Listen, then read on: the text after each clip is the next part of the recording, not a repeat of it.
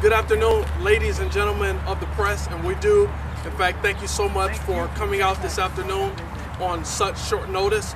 As you see behind us, there's a great coalition of people that are standing here, and we have Pastor Randolph as well as Pastor Chris Martin, who will be talking a little bit more about why we are assembled here.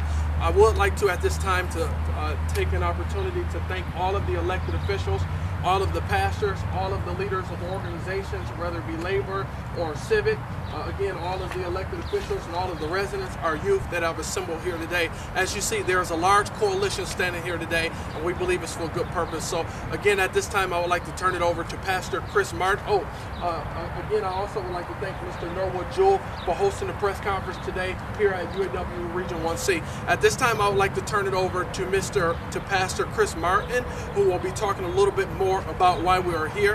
After Pastor Chris Martin, Pastor Randolph will come and he will share a little bit more about why we are here and what we're looking to do. At this time, Pastor Chris Martin. Thank you. We are here today, and behind me you see a great coalition of pastors, union leaders, elected officials, and citizens at large of the city of Flint, because we all stand together united for a purpose. Currently, our Michigan legislature has passed legislation that has allowed government to take over our cities, taxed our pensions, reduced the earned income credit, raised our taxes, attacked collective bargaining, and other issues.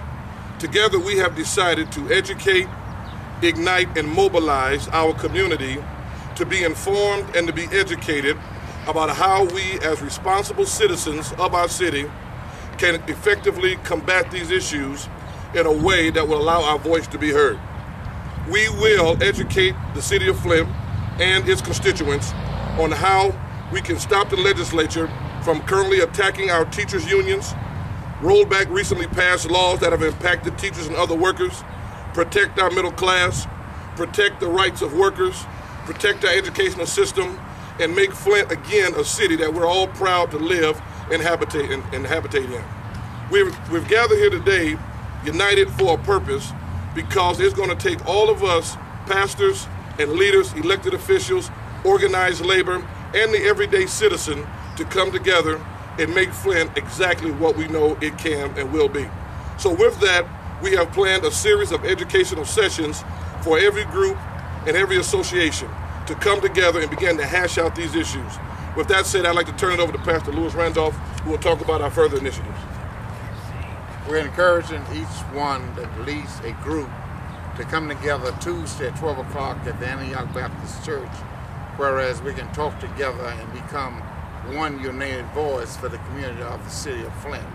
The citizens of the city of Flint need to be informed of some laws that have already been changed in Lansing that they are not aware of, and we want to inform the community by coming together. It does not matter whether you are a group, small group, large group, NAACP, Nation of Islam, whatever group you lead, we want you to come together at the Antioch Church Tuesday at 12 o'clock so we can unite and put together an agenda for the community. And then on the 28th of June this month, later on this month, we want to mobilize our city to come together with 3,000 to 5,000, maybe 6,000 people to be informed properly of what's taking place in Lansing that affects every family in the city of Flint.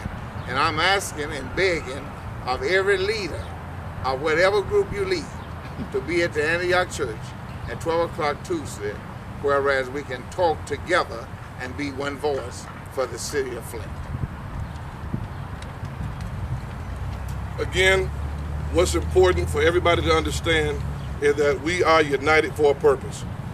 We are no longer divided in the city of Flint. We are all standing under one umbrella. And that umbrella is to educate and to mobilize the citizens of Flint to all work together, like Pastor Randolph has said, so that we can effectively repeal and turn back legislation in Lansing that has continued to hurt and disenfranchise working families, voters, and other constituents of the city of Flint.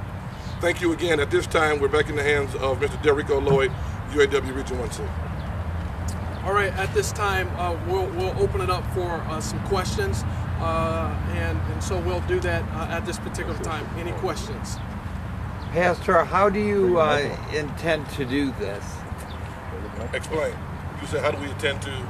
You said repeal and effectively repeal any decisions made in Lansing. Well, we feel that the best strategy is to educate, ignite, and mobilize. In other words, there are many laws that have currently been passed through our legislature that the citizens of Flint need to know about. We're all confident that once they have been educated on these issues, that we will take necessary legal steps to make sure that certain legislation does not have negative impacts on our city.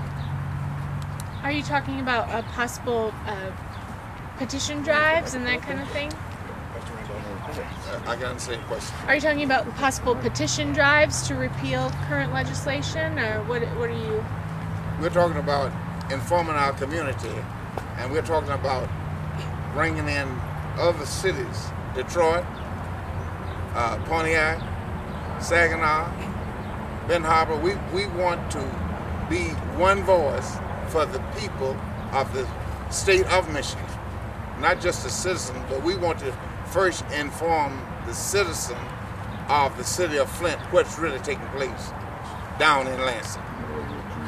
There is also a collective bargaining initiative that we have petitions collecting at this time to put an amendment to the Michigan State Constitution. So that's being worked on within the community and throughout the whole state. I believe that might have been one of the issues you're talking about. And Brother Roerick has another one he'd like to speak to. Thank you. As you're well aware, the Stand Up for Democracy referendum group gathered enough petition signatures to present it for consideration by the Board of Canvassers.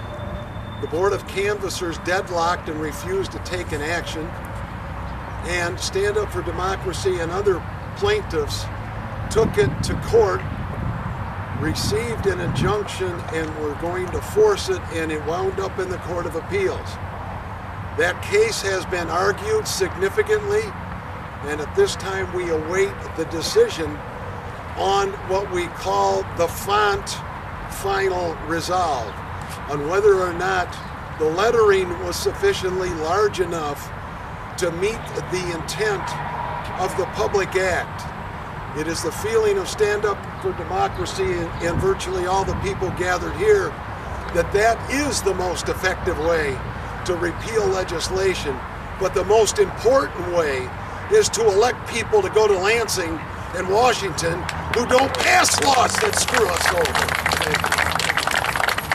And so, as you heard on that question from multiple members of this coalition, it is not just about, this coalition is not just about petition drives, it's not just about protesting, it's not just about rallying, but it is also about educating our community, uniting our community, because once again, we can't be effective, we can't make the change take place that we're looking for if we don't first come together and unite. So again, to answer your question, there are multiple facets to this coalition, and it entails anything that will unite our community, mobilize our community, and educate our community.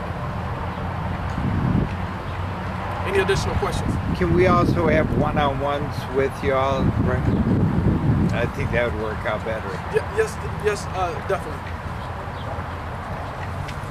Any additional questions? All right, thank you so much for being here today, and we look forward to moving this coalition forward. Thank you.